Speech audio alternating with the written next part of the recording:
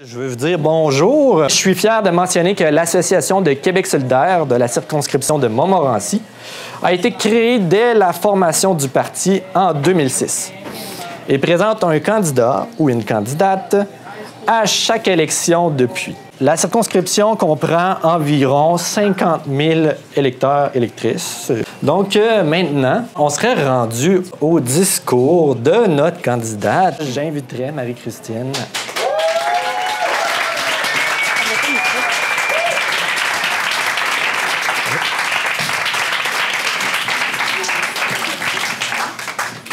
Salut tout le monde. Est-ce que vous m'entendez bien? Oui.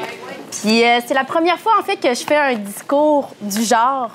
Alors j'aimerais que ça soit moi qui parle puis que ça soit authentique. Je suis vraiment très heureuse d'être ici en ce moment. Je suis surexcitée, survoltée. C'est une grosse étape dans ma vie. Donc je m'appelle Marie-Christine Lamontagne. J'ai 24 ans.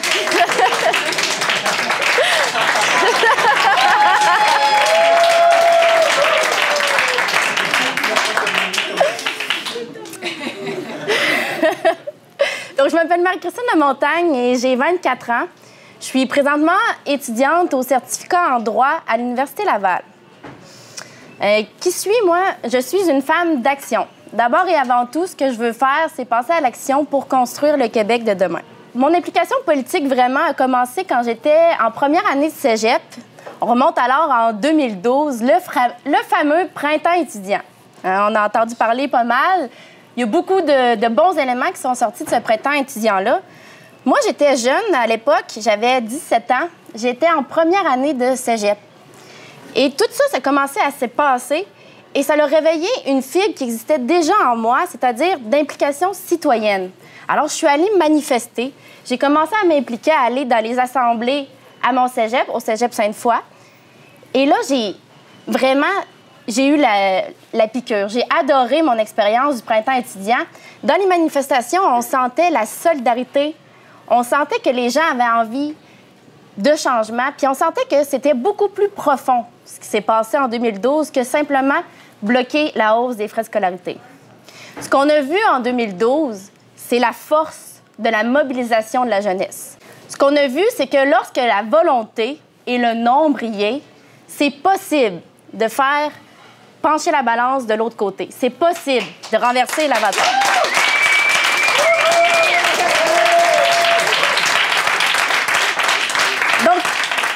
Donc moi, je le dis, mes amis, il y a une leçon à retenir. Si on veut, on peut. Moi, je crois à la nécessité qu'une alternative solide, crédible et forte se dessine dans le paysage québécois. Je suis tannée des vieux partis et de leur vieille manière de faire. Vraiment, là.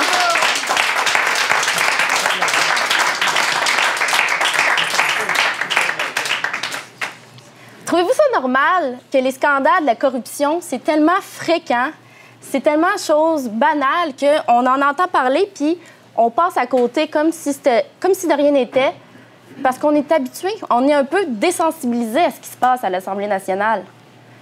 Mais moi, quand je regarde ça, ça me révolte. Ça me révolte de voir que nos députés, qui sont censés travailler pour nous, travaillent pour leurs petits amis, travaillent pour l'élite, travaillent pour les médecins, travaillent pour leur profit personnel avant de travailler pour ceux qu'ils devraient représenter. Moi, je crois que la politique, c'est un engagement quotidien. Il ne s'agit pas de tout promettre une fois aux 4 ans. Moi, vraiment, là, les promesses électorales vides, juste pour se faire réélire, je suis tannée. Quand j'entends la CAQ promettre de baisser les impôts tout en conservant toute l'offre de services publics, je me dis qu'ils prennent les électeurs un peu pour des cons. C'est juste mathématiquement impossible. Si tu baisses les revenus de l'État, forcément, il faut que tu coupes quelque part. Il faut que tu coupes dans les services publics. Donc, je me présente en politique parce que je crois en Québec solidaire, je crois au projet de Québec solidaire. Un projet qui est féministe. Je pense qu'il faut soutenir les femmes. L'égalité homme-femme n'est pas encore atteinte. Un projet qui est écologiste. Les scientifiques sont plutôt clairs à ce propos. Ça fait des années qu'ils sonnent l'alarme. On ne peut plus continuer comme ça. c'est un scénario de catastrophe si on continue à persister dans les hydrocarbures, dans les énergies fossiles. Et lorsqu'on regarde le gouvernement de Philippe Couillard, qui se fait encore le promoteur des hydrocarbures et des gaz de schiste, on est un peu dans cette espèce d'ironie de dire « Oui, on a conscience qu'il y a un problème, on a conscience qu'il y a une urgence, mais on ne fera pas vraiment quelque chose pour y remédier. » Ce qu'on a besoin au Québec, c'est de la volonté politique.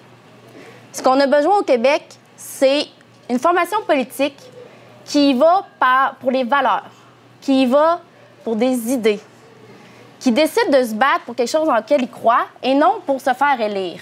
Le but de Québec solidaire, ce n'est pas de prendre le pouvoir pour prendre le pouvoir. Le but de Québec solidaire, c'est de réformer la société pour qu'on vive mieux dans le quotidien. Ça, je pense que c'est quelque chose qui nous démarque. Il va falloir démontrer qu'on est une alternative de pouvoir, qu'on est une alternative sérieuse, puis que ce qu'on veut faire, c'est peut-être idéaliste, mais c'est aussi très pragmatique. Parce qu'il faut s'attaquer aux problèmes qu'on a au Québec.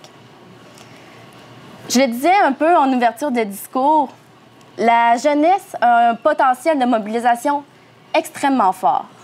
Et moi, c'est ce que je veux faire ici avec Québec solidaire. Je veux mobiliser la jeunesse, ma génération. Parce que je pense que c'est notre zèle, c'est notre passion, c'est notre énergie qui va être le carburant pour une transformation en profondeur de la société. Dans Montmorency, on part un peu désavantagé. Il faut quand même être réaliste. L'état des choses, aux dernières élections, dans Montmorency, Québec solidaire a fait un petit peu moins de 5 %. Et ça veut dire qu'on peut juste surprendre. Et c'est ce que nous allons faire. Yeah!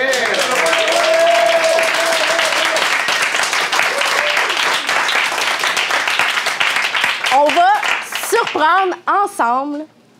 On va porter un message. Le message qu'on va porter, c'est que il faut agir maintenant. Le message qu'on va porter, c'est que Québec solidaire grandit. C'est un mouvement. Et que bientôt, il va y avoir des solidaires partout au Québec.